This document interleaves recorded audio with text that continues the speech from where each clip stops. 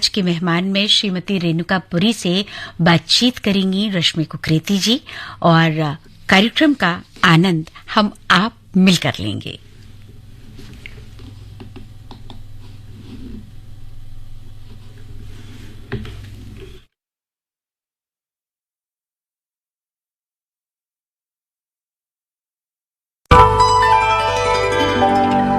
ये है आकाशवाणी और आप सुन रहे हैं गोल्ड 100.1 पर।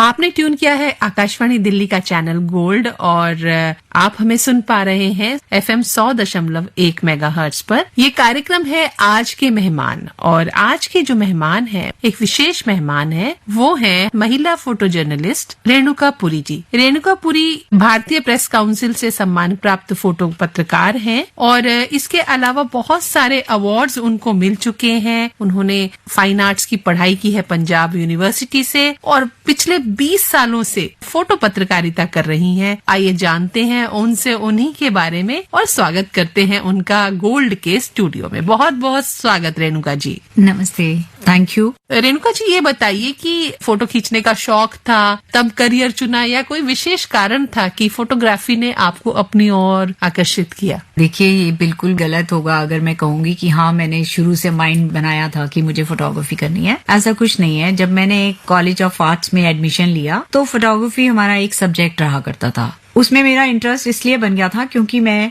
बहुत जल्द सेकेंड ईयर में उसके थ्रू थोड़े पैसे कमाने लगी थी। क्योंकि शुरू से पेपर में फीचर वगैरह जाया करते थे जिसमें हर फीचर पे हमको 500 रुपीज मिलते थे और उस समय ये एक्स्ट्रा पॉकेट मनी होती थी जी। तो मुझे लगा बस ठीक है, यहीं तक ठीक रहेगा। पास आउट करने के बाद मैंने अपने कैरियर में एक एडवर्टाइजिंग, जैसे कि मैंने अपनी स्टडी ही आर्ट्स में की है, तो ज्वाइन किया एडवर्टाइजिंग एजेंसी। मगर एक्सीडेंटली उस एजेंसी में कुछ फोटोग्राफ की जरूरत थी, तो वो लोग अपना जितना आर्काइव था खोल के बैठे थे, मगर उन्हें कोई भी अच्छी सूटेबल पिक्चर्स नहीं मिल रही थी अपनी एड के लिए। तो मैंने बोला कि इस तरह की तो मेरे पास बहुत सारी पिक्चर्स हैं। और जब मैंने उन्हें दिखाई तो उन्होंने बोला कि you have a I for a photography, तुम जर्नलिज्म में क्यों नहीं चाहती हो?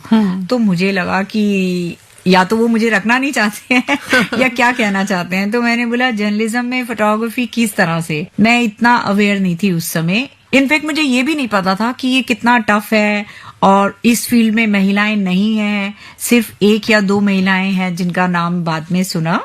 तो इस तरह से मेरे को कुछ भी आइडिया नहीं था। मगर उनके कहने पे कि राष्ट्रीय सहारा में हम किसी को जानते हैं और वो आजकल अपने लिए फोटोग्राफर्स ढूंढ रहे हैं, तुम सिर्फ एक बार मिल के आओ और अपना काम दिखाओ। उनके कहने पे मैं वहां गई, अपना काम दिखाया। तो उस समय मैंने अपना कॉलेज का थोड़ा माइक्रो फोटोग्राफी होती है जिसमें कि हम बहुत ही चीजों को क्लोजअप करके शूट करते हैं, तो उसमें उनके कलर्स, उनके टेक्सचर ऐसे निकल के आते हैं कि आप नहीं पहचान पाते कि अगर ये करेला है तो वो क्या है। तो इस तरह का मैंने उन्हें काम दिखाया। तो उन्होंने बोला ये तो एक बहुत अच्छी अपने आप में क्विज है रेणुका, हम क्या इसे एज ए क्विज स्टार्ट कर सकते हैं? मैंने कहा सर आपकी मर्जी। उन्होंने स्टार्ट किया। फिर उन्होंने मुझे जॉब के लिए बोला तो मैंने एकदम से बोला कि हाँ आई थिंक ये इंटरेस्टिंग होगा, घूमने फिरने का काम है, मैं ज्वाइन करती हूँ। मगर अनलकीली उसका कुछ हुआ नहीं, मैगजीन का कुछ नहीं हुआ, तो मैं बैक टू रोड थी। तो इस दौरान मुझे फिर मेरी एक दोस्त बनी वहीं पे जो कि यूपी टूरिज्म के लिए काम करती थी जी। तो यूपी टूरिज्म के थ्रू हम लोगों को तो थोड़ा डायरीज, कैलेंडर्स बनाने का, फोटोग्राफी का काम मिला। फिर उनके थ्रू मुझे कैलाश मानसरोवर ट्रैवल करने का मौका मिला कि जो मेरे लिए लाइफ लॉन्ग का एक एक्सपीरियंस रहा। उनके लिए मैंने फोटोग्राफी की। तो इस तरह से मेरी फोटोग्राफी स्टार्ट हो गई थी। मगर हाँ, ये सब एक फ्रीलांसिंग था और पेरेंट्स के लिए ऐसे लगता था उनको कि मैं सिर्फ घूम फिर रही हूँ। अच्छा। उनके लिए यही था कि भाई घूमती रहती है, ना जाने क्या करती है, कहाँ भटकती है, कुछ उन्हें आइडिया नहीं था। फोटोग्राफी ने दरअसल आपको चुन लिया था। एग्जैक्टली आप कह सकते हैं। तो इसी दौरान मेरे को पता चल गया कि फोटोग्राफी क्या है। क्योंकि कॉलेज में होने से हमें ये पता था कि हाँ वाइल्ड लाइफ फोटोग्राफी है, स्टिल फोटोग्राफी है, वेडिंग फोटोग्राफी है। मुझे लगता है उस समय सभी पेरेंट्स को ये लगता था कि ये एक पुरुषों के द्वारा डोमिनेटेड प्रोफेशन है। जी, ज्यादातर फोटोग्राफर्स ही रहते हैं जी। और फोटोग्राफर्स का काम सिर्फ एक शादी ब्याह की या बर्थडे की फोटोज खींचना होता है जी, उस समय या इतना- स्टूडियो खोलना बिल्कुल होता है सही, जी। बिल्कुल सही। तो बिल्कुल भी डेवलप नहीं थी ये सब चीजें। बट और ये बात हम कर रहे हैं लगभग 20-25 साल पुरानी बात। बिल्कुल अब तक तो इस समय इतना बूम है कि बच्चे आज प्रोफेशन के तौर पे बोलते हैं कि मुझे फोटोग्राफर बनना है जी। और पेरेंट्स इस चीज को एक्सेप्ट भी करते हैं कि हाँ आप बनो। जी हाँ, अभी तो हर हाथ में कैमरा है, चाहे वो मोबाइल के रूप कैमरा में क्या, हो मोबाइल या के रूप जी, में। हाँ ये हम लोगों के लिए एक बहुत बड़ा चैलेंज भी है कि आज के टाइम पे हर कोई बोलता है कि मैं भी फोटोग्राफर हूँ। क्यों? क्योंकि उसके हाथ में मोबाइल है, तस्वीर वो भी ले रहा जी। है और मोबाइल कैमरा इतने अच्छे आ गए हैं उनका रेजोल्यूशन पिक्चर्स का कि आपके कैमरे को बीट करेंगे वो। हाँ। तो हम जाते हैं अभी पुरानी बात करते हुए जी। 25 साल पहले की बात, जी। और वो करेंगे, लेकिन उससे पहले मैं चाहती हूँ, क्योंकि जब हम गोल्ड की बात करते हैं तो हम संगीत साथ साथ लेकर चलते हैं, तो कौन सा गीत सुनना चाहेंगी इस मुकाम पर? मुझे कोई भी गीता दत्त का गाना आप सुना सकते हैं। तो सुनते हैं ये गीत।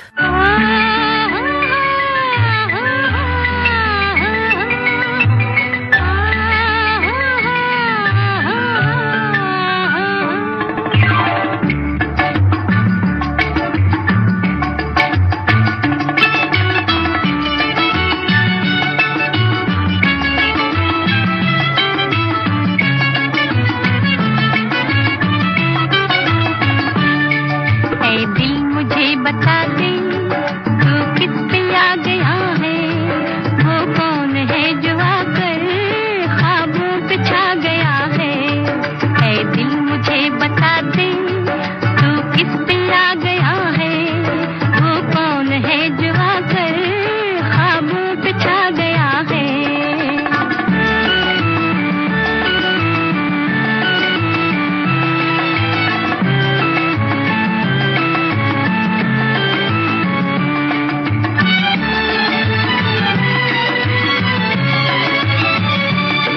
मस्ती भरा तराना यूं रात गा रही है, आंखों में नींद आकर क्यों दूर जा रही है।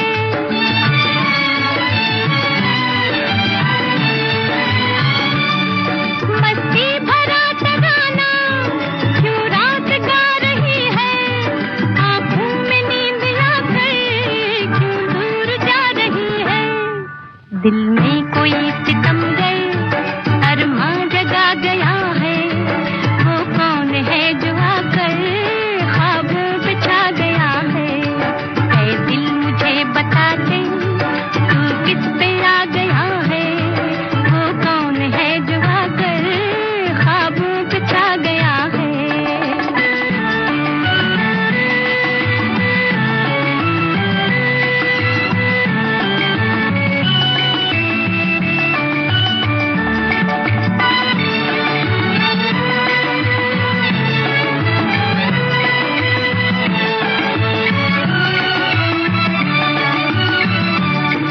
बेताब हो रहा है ये दिल मचल मचल के, शायद ये रात बीते करवट बदल बदल के। लल्लल्ला लल्लल्ला लल्लल्ला लल्लल्ला, बेताब हो रहा है ये दिल मचल मचल के, शायद ये रात बीते करवट बदल बदल के। ऐ दिल जरा संभल जा, शायद वो आ गया है, वो कौन है जो आकर ख्वाबों पे छा गया है। ऐ दिल मुझे बता दे तू किस पे आ गया है, वो कौन है जो आकर ख्वाबों पे छा गया है।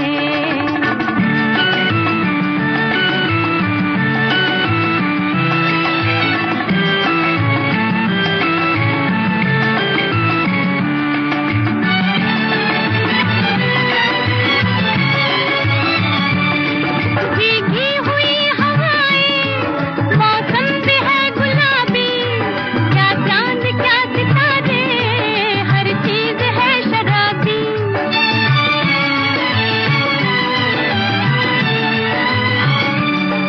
भीगी हुई हवाएं, मौसम भी है गुलाबी, क्या चांद क्या सितारे, हर चीज है शराबी। धीरे से एक नगमा कोई सुना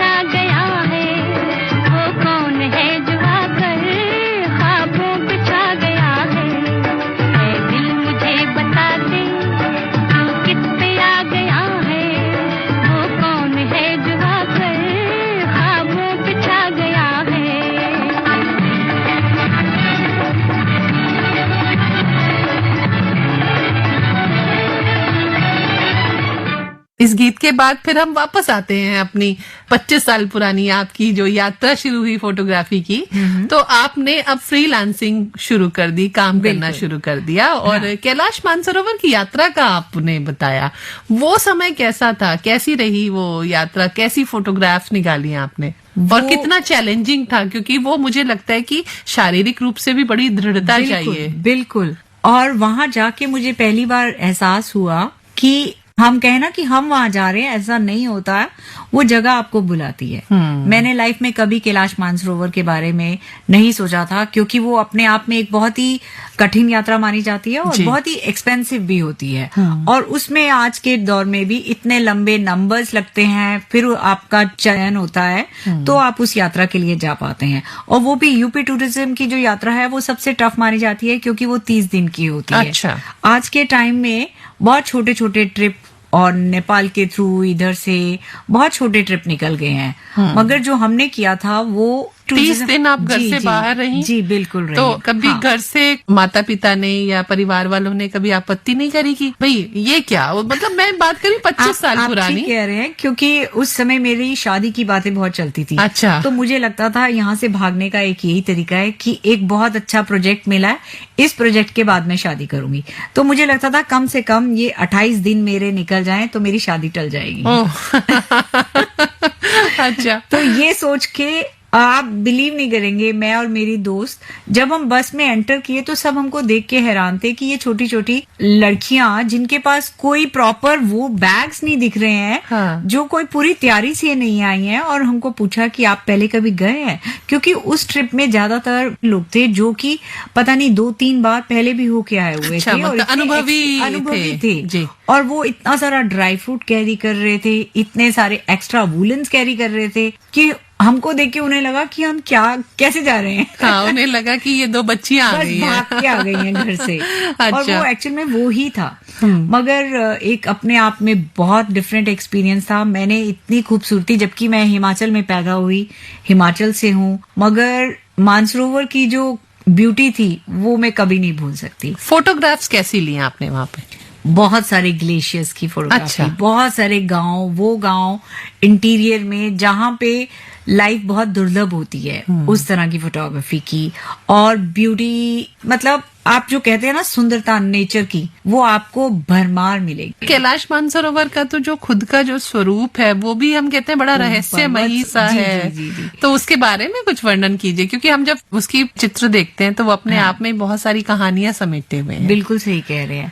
मगर ये इतना टफ था कि हम लोग बिल्कुल कैलाश मानसरोवर से कुछ किलोमीटर दूरी पे ही हमें लौटना पड़ा। अच्छा। हम वहां नहीं पहुंच पाए ओह। क्योंकि तूफान आया। स्नो का जो तूफान होता है उसमें आप अपना पाथ वगैरह सब भूल जाते हैं। तो हमें आर्मी के थ्रू रेस्क्यू करके लाया गया था। जी। फोटोग्राफी का सफर एक अखबार के साथ शुरू हुआ, वो सफर कैसे शुरू हुआ, वो नौकरी कैसे मिली? वो एक प्रोग्राम था जहां मैं गई। वहां पे एक फोटोग्राफर थे जो क्रिकेट कवर करते थे। तो उन्होंने मुझे बोला कि आप क्या करते हो? मैंने बोला अभी तो फिलहाल जॉब ढूंढ रही हूँ, फोटोग्राफर बनना चाहती हूँ। तो उन्होंने बोला कि अच्छा, मेरे एक दोस्त है, मैं उनसे मिलवाता हूँ। तो उन्होंने बोला तुमको डार्करूम का काम आता है? मैंने बोला कॉलेज में किया था बट अब नहीं आता। तो उन्होंने बोला पहले थोड़ी प्रैक्टिस करो। उन्होंने मुझे इंट्रोड्यूस कराया टेलीग्राफ में। उन्होंने मुझे नीचे INS की बिल्डिंग, जो हमारा अड्डा माना जाता है न्यूज़पेपर का, उसमें जो हिंदी के छोटे छोटे पेपर हैं उन सब में इंट्रोड्यूस कराया और मुझे ऐसे फ्रीलांसिंग काम मिलना शुरू हुआ। बट इन बिटवीन मैं मिली फाइनेंशियल एक्सप्रेस के चीफ फोटोग्राफर से, जिन्होंने मुझे फर्स्ट अपॉर्चुनिटी दी वहां पे, और मेरा कैरियर इंडियन एक्सप्रेस के साथ शुरू हुआ। मगर वो जो फोटोग्राफी थी वो बिल्कुल बिजनेस थी। क्योंकि फाइनेंशियल एक्सप्रेस में सिर्फ बिजनेस अपॉइंटमेंट्स, बिजनेस असाइनमेंट या लॉन्चेस, गाड़ी का लॉन्च, मोबाइल का लॉन्च, ये लॉन्च, मतलब जर्नलिज्म फोटोग्राफी बहुत कम थी और बिजनेस फोटोग्राफी ज्यादा थी। तो 1 साल मैंने वो किया और मुझे लगने लगा था कि ये थोड़ा सा बोरियत सी हो। हाँ। लेकिन हम आपको बोर नहीं होने देंगे और ना ही बोर होने देंगे अपने श्रोताओं को, क्योंकि हम लगातार सुनाते रहते हैं उनको मीठे मीठे मधुर गीत। तो आइए सुनते हैं एक और गीत रेणुका जी की पसंद का। बताइए कौन सा होगा वो गीत? बाबूजी धीरे चलना। बाबूजी धीरे चलना, कार में जरा संभलना, हाँ बड़े धोखे बाबूजी धीरे चलना, प्यार में जरा संभलना। हाँ, बड़े धोखे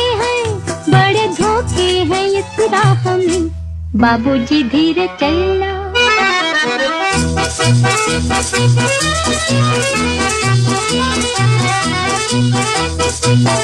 यूं खोए हुए सर झुकाए, जैसे जाते हो सब कुछ लुटाए।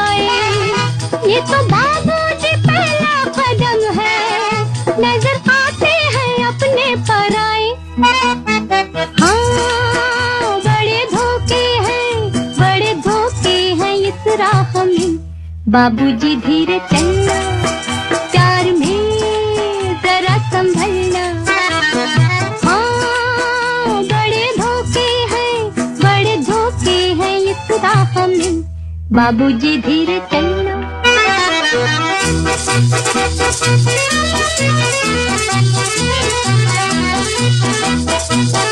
ये मोहब्बत है वो भोले भाले, करना दिल को हमों के हवाले। काम उल्फत का नाजुक बहुत है, आके होठों पे टूटेंगे प्याले। हाँ, बड़े धोखे हैं इस राह में, बाबूजी धीरे चलना, प्यार में जरा संभलना। हाँ, बड़े धोखे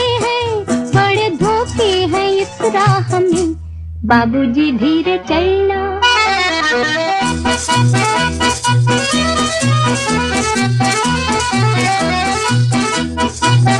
हो गई है किसी से जो अनबन, थाम ले दूसरा कोई दामन।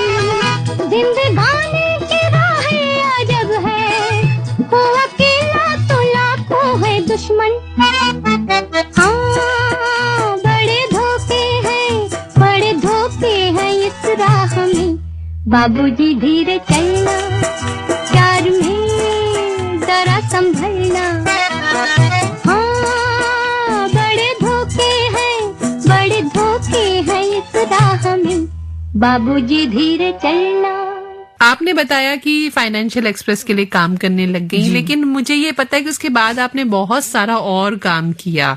आपने बहुत अच्छी एक किताब है इन कस्टडी, उसके लिए भी आपने फोटोग्राफी की है, और भी किताबें हैं। ये भी मैं जानती हूँ कि आपने एक मेंटली चैलेंज वुमेन के लिए जो इमली नाम की किताब छपी थी, उसमें भी आपकी फोटोग्राफी है। उसमें कैसे अनुभव रहे, तिहाड़ जेल में कैसे अनुभव रहे? फाइनेंशियल एक्सप्रेस की ब्रेक के बाद इस दौरान मेरी शादी हुई, इस दौरान मेरा फाइनेंशियल एक्सप्रेस से कॉन्ट्रैक्ट भी खत्म हुआ, और मैं फिर मूव करके इंडियन एक्सप्रेस में ही ज्वाइन कर लिया। जी। जब मैंने इंडियन एक्सप्रेस में ज्वाइन किया तो मुझे हर तरह की असाइनमेंट मिलनी शुरू हो गई थी, और बाय चांस एक दिन हम किसी कंप्यूटर कंपनी के लिए, जो कि तिहाड़ को अपने कंप्यूटर दे रहे थे, उनके असाइनमेंट पे गए। और मेरा वहां पे पहली बार जब मेरे हाथ पे वो ठप्पा लगा तिहाड़ जेल का, जो कि काफी दिन तक छपा रहा, और पहली बार उसमें जाने का मौका मिला, तिहाड़ जेल, जो कि मैं उम्मीद कर रही थी एक बिल्कुल ही फिल्मी दुनिया की तरह होगा, अंधेरे से कमरे होंगे, डरे हुए चेहरे होंगे, मगर ऐसा कुछ ना देख के मैंने देखा कि औरतें सिर में मेहंदी लगा के घूम रही हैं। कौन से साल की बात बता रहे हैं? ये था 97-98 की बात है ये। मुझे लगता तब जेल सुधार बहुत सारे शुरू हो गए थे। बिल्कुल जबरदस्त। उस समय हम जेल नंबर 6 में थे, जो कि महिलाओं के लिए थी, और महिलाएं अपना करवा चौथ आने वाला था तो पूरे रंग में, उस रंग में डूबी हुई थी, अपना बैंगल्स भी खरीद रही थी, मेहंदी भी लग रही थी सबके हाथों में। तो वो मेरे लिए बहुत ही अजीब था कि ये कैसी जेल है। तो घर आके मैं सोचती रही कि यार ये तो बिल्कुल अलग थी। आप सोच सकते हो ऐसी जेल, मतलब मैं यही बात मैं अपने कुलीग से कर रही थी, यही बात मैं अपनी फैमिली से कर रही थी, और सब हैरान हो रहे थे। और इसी दौरान मुझे अपने, जब सीनियर से हम बात करते थे फोटोग्राफी को, तो वो हमेशा बोलते थे कि कोई एक सब्जेक्ट चुनो जिसपे आप लॉन्ग टर्म काम कर सको, एक फोटो से तुम्हें कोई नहीं पहचानेगा। बॉडी ऑफ वर्क के नाम से मेरे को लगा कि ये एक ऐसा सब्जेक्ट है जो लोगों ने देखा भी नहीं है, सिर्फ फिल्मों के थ्रू हम जेल को जानते हैं। तो मुझे लगा मुझे इस पे काम करना चाहिए। तो मेरे बॉस ने बोला परमिशन बहुत मुश्किल होगा, तो मैंने बोला बात करके देखते हैं। तो मैं गई, मैंने उनको अपनी तस्वीरें दिखाई, तो उन्होंने बोला कि देखो अगर आप करना चाहते हो आओ, परमिशन लेके आओ, मगर कोई भी ऐसा काम नहीं करना जो इनमेट्स हैं उनके अगेंस्ट नहीं होना चाहिए, और उनको आप हर्ट नहीं करेंगी, आप उनकी मर्जी के बिना फोटो नहीं खींचेंगी। तो शुरू में मैंने उन सब से दोस्ती की, उनकी कहानी सुनी, मैं उन सब के लिए धीरे धीरे फैमिली बन गई थी। हर दिवाली, हर त्योहार में मैं उनसे मिलने जाती थी। उनके बेबी होता था तो वो मुझे बताती थी कि हमारा बेबी हुआ है, हमारी फैमिली में इसका ये रिलेशन, मतलब हर तरह की खबर उनके लिए मैं उनका एक मुलाकात के टाइम का एक विजिटर थी, जिससे वो अपनी सारी बातें शेयर करते थे। तो ये कितना लंबा चला प्रोजेक्ट? ये बहुत साल, अच्छा, ये कोई 7-8 साल चला। 7-8 साल जी। आपने लगातार मैंने वहाँ से जुड़े 7 रहे। साल, क्योंकि तिहाड़ जेल में डीजी बदलते रहे, कभी परमिशन मिली, कभी नहीं मिली, तो ये प्रोजेक्ट धीरे धीरे, ऐसा नहीं है कि एक दिन में ये अच्छा, हुआ, बहुत समय लगा। बहुत समय लगा। तो मुझे लगता है कि इतने समय बाद जो चित्र निकल कर आए होंगे वो बहुत ही हाँ। इंटरेस्टिंग चित्र निकले होंगे। बिल्कुल, वो जो तस्वीरें थी वो मुझे सोसाइटी के उन लोगों से मिलने का मौका मिला जिनको हम सोसाइटी के खिलाफ समझते हैं, और किस किस सर्कमस्टेंसेस में औरतें क्या क्या करती हैं, उन तो वो सबको उसमें कोई समझने ऐसा का। विशेष चित्र जिसके बारे में बताना चाहेंगे? हाँ, एक लेडी थी वहां पे, उससे मिलके बहुत मुझे ऐसे लगता था कि जिंदगी जिंदा दिली का नाम है, कि वो जेल में थी मगर उसको डांस करने का बहुत शौक था, अपने परिवार से बहुत प्यार करती थी। परिवार के सर्कमस्टांसेस में उसने जो भी कदम उठाए तो वो कहती थी ठीक है मैंने कुछ गलत किया है, मैं पनिशमेंट ले रही हूँ, मगर मेरी जिंदगी अब यहाँ है तो मुझे यहाँ भी खुश रहना है। वो डांस करती रहती थी, सबको हंसाती रहती थी, और उसको शूट करना मुझे बहुत अच्छा लगता था कि एक तरफ अपना कैद में है और वो नाच रही होती थी। क्या बात है। तो वो सबके लिए एक एंटरटेनर थी वहां पे, तो सब उससे खुश रहते थे। तो उसको देख के मुझे भी अच्छा लगता था कि लाइफ कैसी भी हो, जीनी तो है ही है, उसमें एक अपना मजा था उसको जीने का। तो जिंदगी की बात की, आपने नृत्य की बात की, तो क्यों ना यहाँ पे ये गीत सुन लेते हैं वहीदा जी का, आज फिर जीने की तमन्ना है। बातों से खींच के ये आंचल, तोड़ के बंधन बांधी पायल, कोई ना रोको दिल की उड़ान को, दिल वो चला आज फिर जीने की तमन्ना है, आज फिर मरने का इरादा है।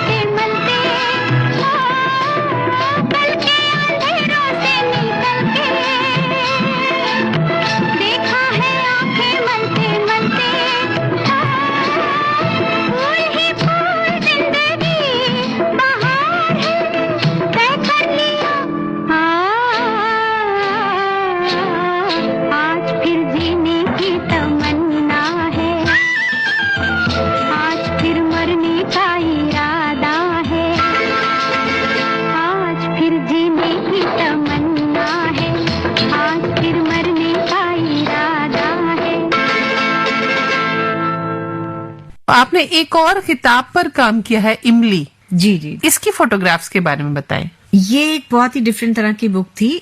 जिन्होंने ये बुक पब्लिश की, उनका कॉन्सेप्ट था कि एक बुक ऐसी जिसमें महिलाएं ही महिलाओं को शूट करेंगी, उनके बारे में पेंट करेंगी और उन्हीं को लिखेंगी। तो उन्होंने 3 लोगों को, जैसे मेरे को एज ए फोटोग्राफर, फिर 2 और एक पेंटर जो थी उनको लिया, और एक जो राइटर थी उनको लिया। तो हम तीनों को बोला कि 3 दिन के लिए आप उसमें रहेंगे, मेंटली चैलेंज वुमेन्स के साथ। और वो उनको पेंट करती थी, वो उनके भावों को लिखती थी और मैं उनके भावों को शूट करती थी। जी। तो इसके कॉम्बिनेशन में फिर ये बुक निकाली गई थी। अच्छा अच्छा। ये कितना समय चला प्रोजेक्ट?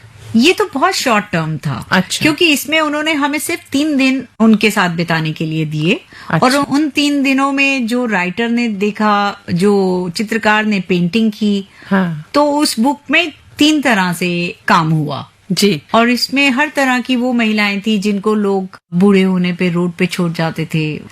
और वो भी थी जो अपने परिवार से किसी ना किसी कारण से जुदा हो गई थी और अपना मेंटली बैलेंस खो देती हैं। उस तरह से काफी महिलाएं थी वहाँ पे। रेणुका जी, हम लोग बात कर रहे हैं ज्यादातर उस समय की जब हर हाथ में कैमरा नहीं होता था। जी। हम डिजिटल युग में नहीं आए थे।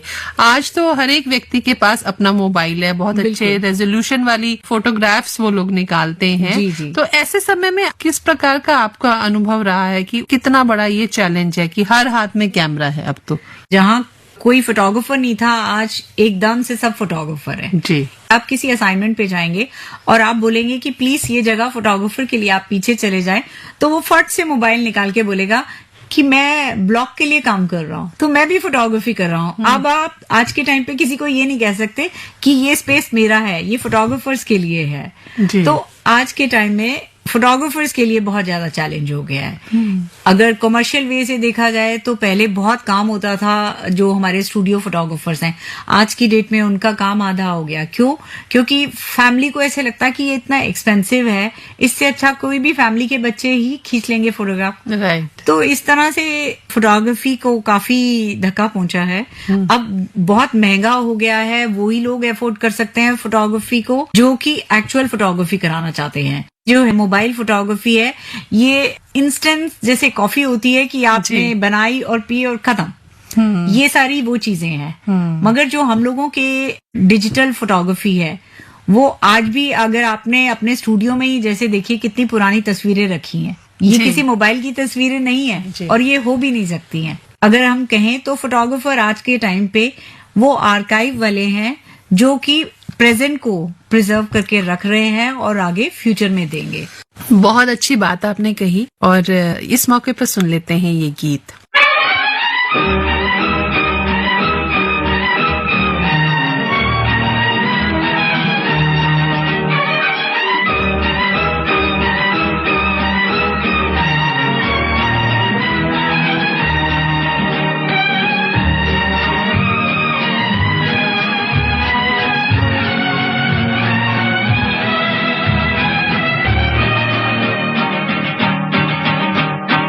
कौन है जो सपनों में आया, कौन है जो दिल में समाया, लो झुक गया आसमां भी, इश्क मेरा रंग लाया।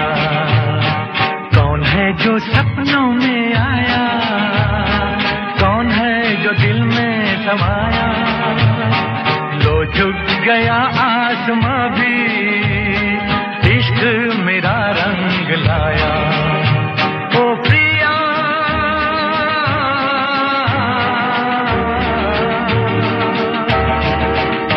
ओ प्रिया,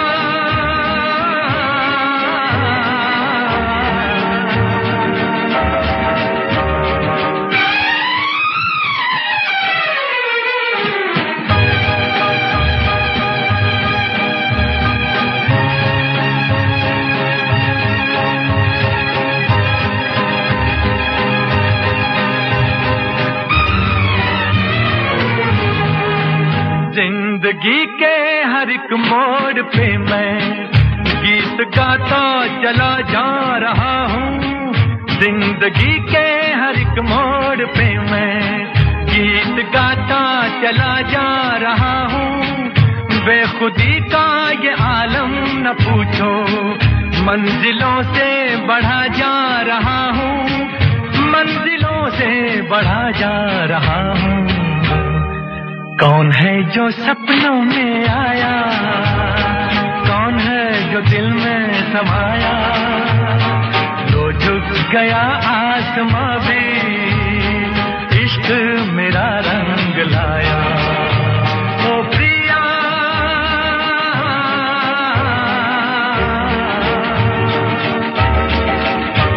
ओ प्रिया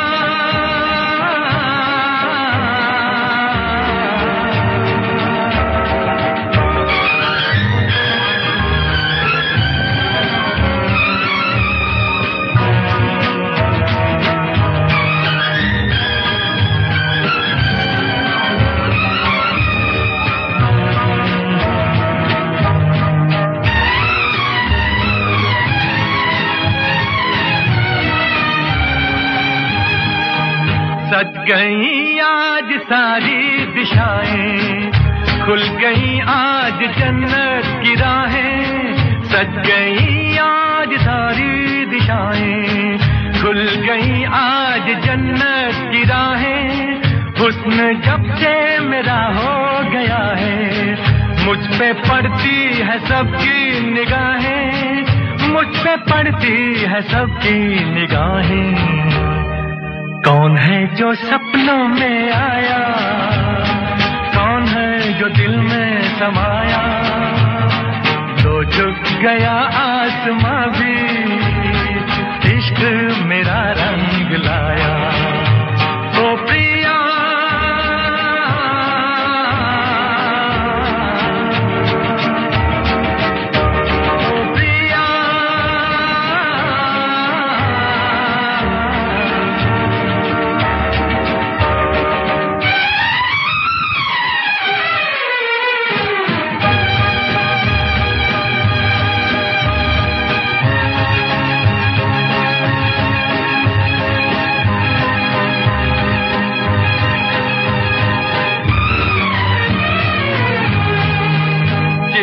को मौत आती है लेकिन रूह को मौत आती नहीं है, जिस्म को मौत आती है लेकिन रूह को मौत आती नहीं है।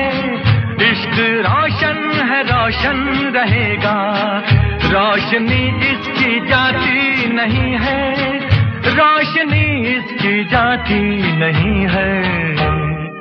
कौन है जो सपनों में आया, कौन है जो दिल में समाया, लो झुक गया आसमां भी, इश्क मेरा रंग लाया। ओ प्रिया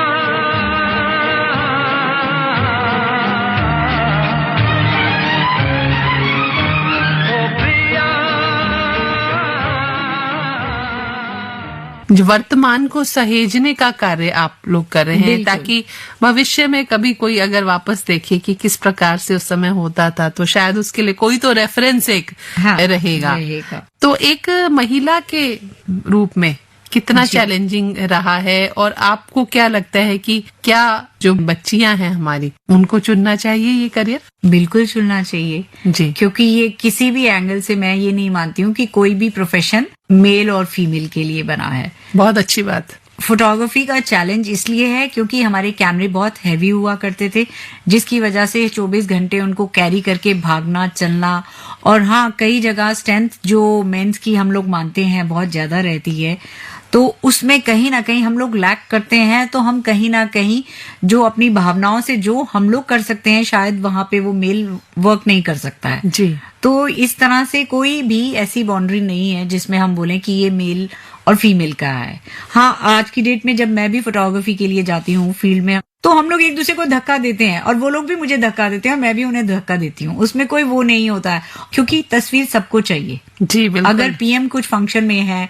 और हम सबको उस मूवमेंट की फोटो चाहिए, ठीक है, मेरी हाइट छोटी है तो मैं आगे खड़ी हो जाती हूँ, वो लंबे हैं वो पीछे खड़े हो जाते हैं। बट ये अंडरस्टैंडिंग की बात होती है कि आप अपने कुलीग के साथ अच्छे रिलेशंस में रहिए, उनको अच्छे से समझाइए कि भाई मुझे भी काम करना है, तुझे भी करना है। रेणुका जी, आपने माननीय प्रधानमंत्री जी का जिक्र किया। जी। मुझे ये मालूम है कि आपकी एक फोटो माननीय प्रधानमंत्री जी ने ट्वीट की थी। जी, उस जी, फोटोग्राफ के बारे में बताएं। वो पार्लियामेंट की फोटोग्राफ है। पार्लियामेंट की बीजेपी की एक मीटिंग के बाद जब प्रधानमंत्री जी जाते हैं तो उनके बाद फिर पूरा कैबिनेट उनके पीछे चलता है। हम लोग शूट करते हैं मगर हमको पीछे ही खड़ा कर दिया जाता है। तो अक्सर क्या होता है कि जब पीठ होती है तो सब कैमरे बंद कर देते हैं कि भाई अब तो ओवर हो गया है ये फंक्शन, जी, या हमने खत्म अपना हो गया काम है। कर लिया है। हाँ, मगर मैंने जब मुड़ के देखा तो मैंने देखा कि प्रधानमंत्री जी की पीठ के पीछे एक भीड़ सी बन रही है। हाँ, क्योंकि बीच में ग्लास था, उस अच्छा। ग्लास के रिफ्लेक्शन से वो ऐसे लग रहा था कि एक भीड़ उनके अंदर समा गई।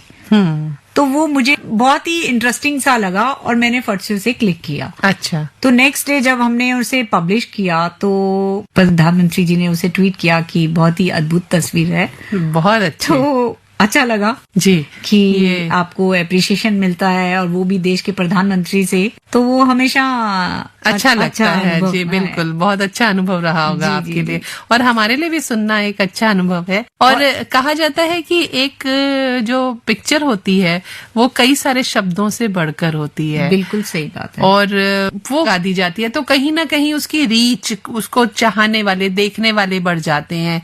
कितने सारे सोशल मीडिया के प्लेटफॉर्म है जहां पर सिर्फ फोटो ही लगाई जाती है और उसी को देखकर हम देखते हैं कि लोगों के जो फॉलोअर्स होते हैं, चाहने वाले बढ़ जाते हैं। बिल्कुल सही कहा आपने। कोई भी आर्टिकल जिसमें अगर कोई फोटोग्राफ नहीं है तो वो बिल्कुल नीरस सा लगने लग जाता है। आप एक लेयर में पढ़ते जाते हैं। चाहे आप कहें कि एक ब्रेक मिल जाती है आंखों को या जो भी है, एक सुकून देती है एक तस्वीर, चाहे एक वो बच्चे की पिक्चर ही क्यों ना हो, एक प्यारा सा बच्चा हमारे चेहरे पे मुस्कान लाता है, एक अच्छा सा फूल दिन की शुरुआत अच्छी करता है। जी बिल्कुल। तो इस तरह से तस्वीरों के बिना हमारी जिंदगी, कलर्स के बिना हमारी जिंदगी अधूरी है। मैं भी ये मानती हूँ। हमारा जो ये प्रोफेशन है इसमें तो हम रोज नए लोगों से मिलते हैं, नई तस्वीरें बनाते हैं, नई जगहों पे जाते हैं। तो मुझे अपने प्रोफेशन से बहुत प्यार है। वाह। मैं बहुत पसंद करती हूँ लोगों से मिलना और नई नई जगहों पे जाना। हमें भी बहुत प्यार है गीत और संगीत से, तो आइए सुन लेते हैं चलते चलते ये गीत।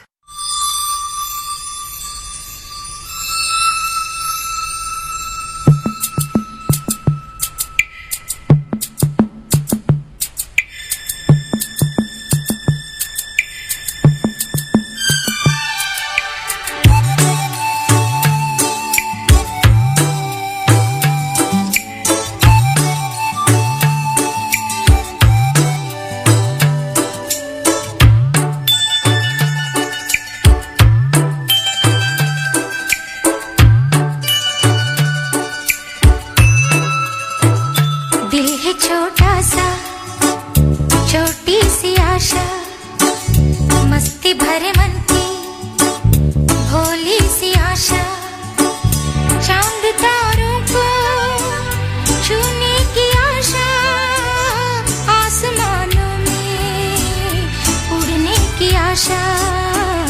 दिल है छोटा सा, छोटी सी आशा, मस्ती भरे मन की भोली सी आशा, चांद तारों को छूने की आशा, आसमानों में उड़ने की आशा। दिल है छोटा सा, छोटी सी आशा।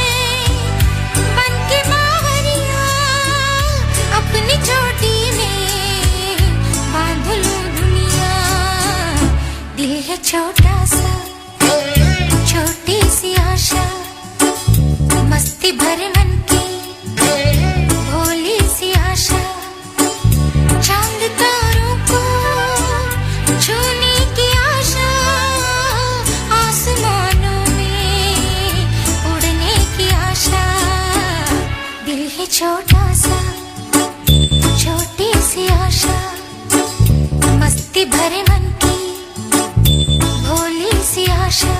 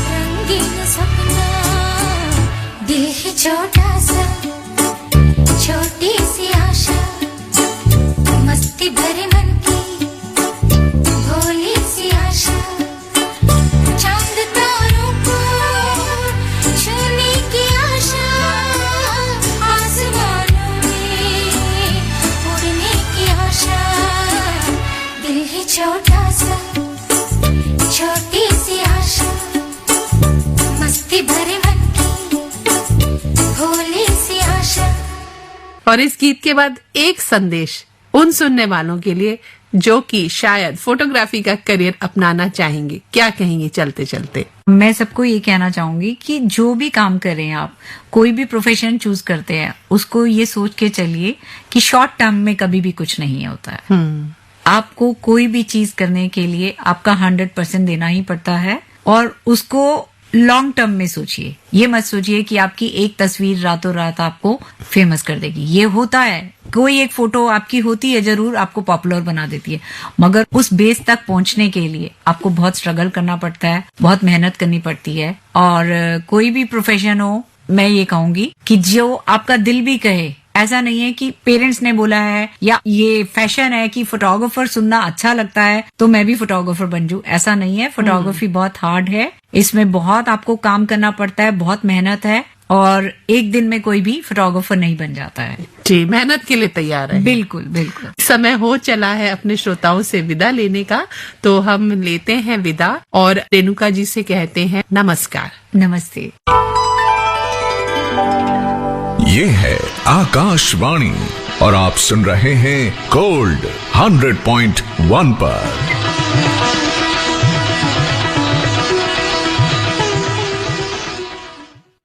आज के मेहमान, इस कार्यक्रम में आपने श्रीमती रेणुका पुरी से बातचीत सुनी, रश्मि कुकरेती जी की, और ये भी जाना होगा कि तस्वीरें इंसान की जिंदगी में सिर्फ और सिर्फ यादों के लिए नहीं होती हैं, बल्कि इन्हें एक बेहतर करियर के तौर पर भी आप अपना सकते हैं। बहरहाल किसी को कुछ कहना है।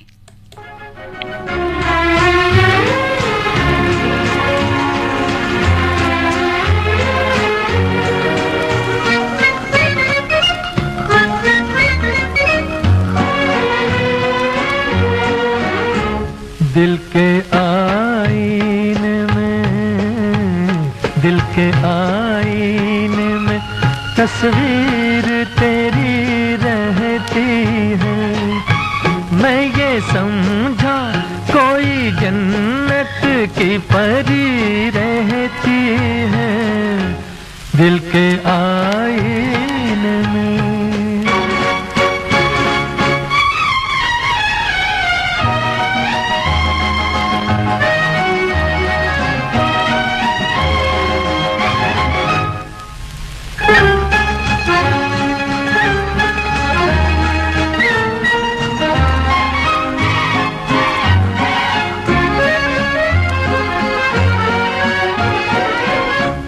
शरबती आँख तेरी, चंपई रंग तेरा, शबनमी हुस्न तेरा, जिंदगी भर का नशा, दिल की धड़कन है मेरी, तेरे पायल की सदा, ऐ जाने वफा।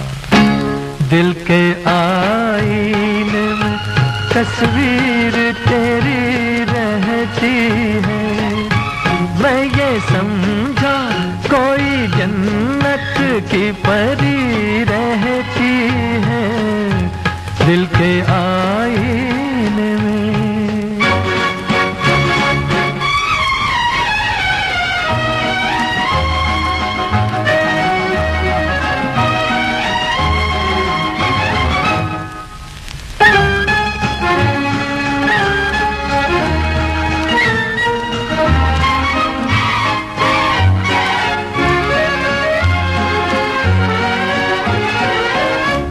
हुस्न मासूम तेरा, कभी मगरूर ना हो, अपनी तारीफ तुझे कभी मंजूर ना हो, इश्क वालों पे जफा तेरा दस्तूर ना हो, ऐ जाने वफा। दिल के आईने में तस्वीर तेरी रहती। इस तस्वीर को संभाले रखिएगा, क्योंकि कुछ ही देर बाद जब समाचार समाप्त होंगे तो मैं एक तस्वीर आपके लिए फिर लेकर आऊंगी। रहिए हमारे साथ में, क्योंकि समाचार वाचक भी तो आपको कुछ कहना और बताना चाहते हैं।